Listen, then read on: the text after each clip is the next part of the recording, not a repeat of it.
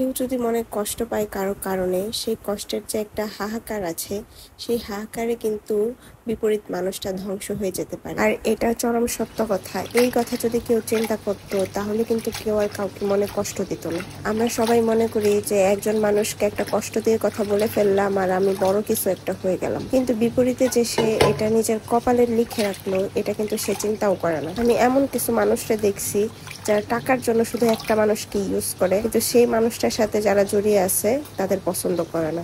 আসলে তাদের উদ্দেশ্য মেন হচ্ছে টাকা। যার কাছ থেকে সে টাকা নেয় তারই তো দেখতে পারে না, তার সাথে জড়িয়ে থাকা মানুষদের কিভাবে দেখতে পারবে?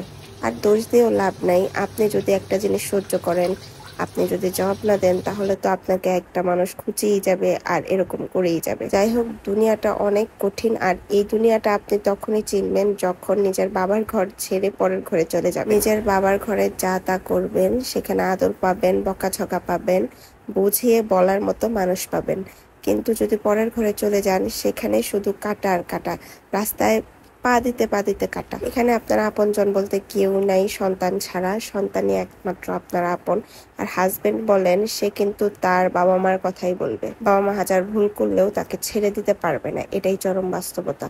কিন্তু হাজবেন্ডেরও কিন্তু আল্লাহর কাছে জবাবদিহিতা করতে হবে, সে যদি তার ওয়াইফকে প্রপার সম্মানটা না দেয়। মা বাবা যেমন ভুল করলেও সেটার কোনো ভুল নাই, তেমনি বউকে যদি অন্যায় ভাবে কেউ কিছু বলে, সেটার প্রতিবাদ না করলে সেটারও কিন্তু জবাবদিহিতা আছে। আর এটা সকল বিবাহিত পুরুষদের অবশ্যই জানা উচিত। আর আমাদের হাদিস কালেমা সবকিছু প্রপার ওয়েতে বোঝা উচিত, জানা উচিত। শুধু মা বাবার সেবা করলেই ভেস্তে চেলচেলিয়ে যাওয়া সম্ভব নয়। এই কথাগুলো শুনে আবার কেউ আমাকে এই কথাগুলোর সাথে তুলনা করে ফেলবেন না।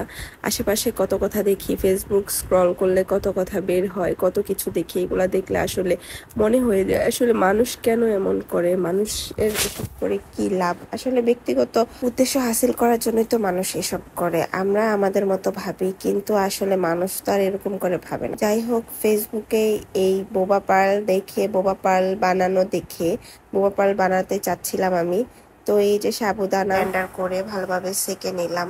তো ছাকার পর এটা অনেকক্ষণ যাবত ব্লেন্ডার করতে হয়েছে, বারবার ছেঁকে নিতে হয়েছে। তারপর সামান্য পরিমাণ চিনি আর কোকো পাউডার ইউজ করে নিছি। এখানে 2 টেবিল চামচ চিনি অ্যাড করছি আমি, আর এটার সাথে অ্যাড করে নিছি 2 টেবিল চামচ কোকো পাউডার।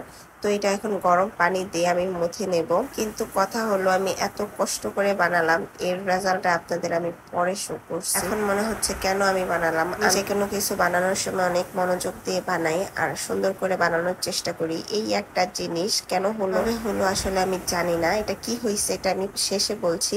তো এগুলা সবকিছু মিক্সড করে এখন আমি গরম পানি অ্যাড করে এই যে মথে নিচ্ছি। ভালোভাবে মথে নিতে হবে। তারপর এরকম গোল গোল পার্লের মতো যে আছে ওইটা শেপ দিয়ে নিছি।